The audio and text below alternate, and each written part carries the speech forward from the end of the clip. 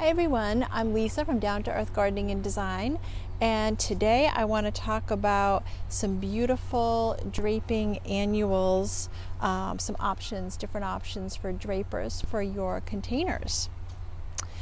So I do like to use an easy combination to fill out my containers, which are your spillers, thrillers, and fillers. It's a really fun combination to make sure you get some really great visual interest for your containers. But today we're just going to focus on the cascading vines that act as spillers. So one of my favorites here that I want to show you is called licorice plant. I call it licorice vine because of the cascading habit, but it's technically called white licorice plant. And it doesn't start off this long, but it really does put on some good growth throughout the summer. We use it in our summer annual displays. So I would say right now it's at the end of the season and it's at least 3 feet long. So you will see them grow anywhere from 18 inches to about 3 feet long. Beautiful gray woolly foliage. And some people say that they do give off a really light licorice scent, but what I'm using it for is the spiller factor, and also I do really love this silvery gray foliage. I feel like it really pops. So this is one easy option for you for your containers for spillers. Hi everyone, I am back with our Cascading Vines series, and this is number 2 favorite in the lineup. This plant here is called Creeping Jenny, and I have this here in my fiberglass container. It's really a lovely yellowish cascading vine. I feel like it's small, but it does have a big impact. So it's early fall and my container is fading a little bit. I'm getting ready to switch it out, but I really wanted to show you how pretty this is and how versatile it can be. And I just love how hardy it is. I do leave this Creeping Jenny in my container. It's the only thing that stays in this container year round. So I'm in zone 6A here in Connecticut, and it overwinters beautifully. So I consider this actually a perennial vine in my zone here. But what I'm going to do next is take everything else out, and I'm switching to my fall display. And then winter I do my greens, and then spring I start the year again with my pansies. And I leave this in the whole year. This does look really great in the spring. It's one of the first things that I notice in the garden because of the yellow color. It looks beautiful with my pansies, the purple and pink pansies that I typically do. And I think that's when it's really doing its best. It does like more consistent moisture. And right now, you know, it's the end of the season and we had a drought this year. So it is looking a little bit crispy, but it's going to bounce back.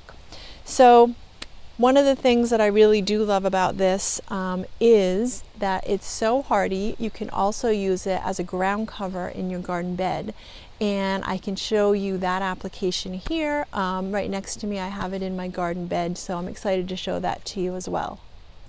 So here we are with the same vine, the Creeping Jenny, right in the garden.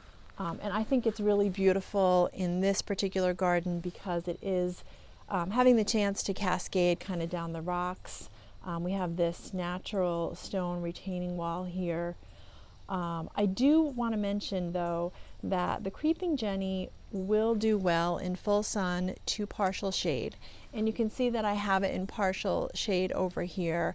It gets a little less than a half a day of sun here, but it will be a more vibrant yellow if you have the vine in full sun. So this here is the Creeping Jenny vine, which is also a perennial in the garden, perennial ground cover.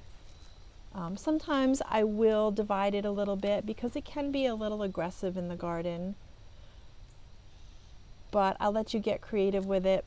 I also think it looks really beautiful in a garden that has some shrubbery as a ground cover. So just imagine it with some pretty blue hydrangeas as a nice ground cover around them. So here you're kind of getting a twofer. I'm giving you a cascader for your containers, which will overwinter if you're in zone 3 through 11. I'm in 6A and it does beautifully overwintering in my containers here. Or you can also use it right in your garden bed in the border.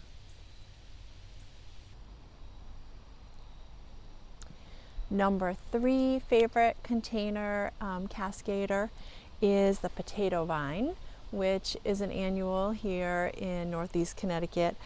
But I just love it. It comes in so many different colors and leaf varieties. So the 2 varieties that I have here are a little lacier, but you will see more of a heart-shaped leaf as well, which is a little beefier. But it's such a beautiful, hardy annual vine, and it comes in so many different colors. So here I've got a burgundy and a chartreuse, but I've also seen it in a bronze color, some different shades of limey green, and then there's also a beautiful black variety. So what's really great about this vine is that you can use it in full sun, partial to full shade. So anything from full sun to full shade.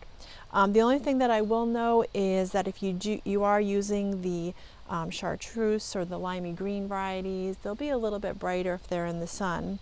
But it's so much fun. I love to use this color in a shade container because I feel like it really brightens up those dark spots. So it is a pretty vigorous grower, so don't be afraid to get out your snippers or your pruners and give it a haircut once in a while.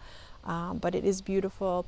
It looks great in boxes, hangers, containers, and you can also use it as an annual ground cover in your garden, and it gets really full and lush if you use it in a border, which is really beautiful. So that's it for today for the Cascading Vine series. I've given you some extra tidbits, which I hope you've enjoyed.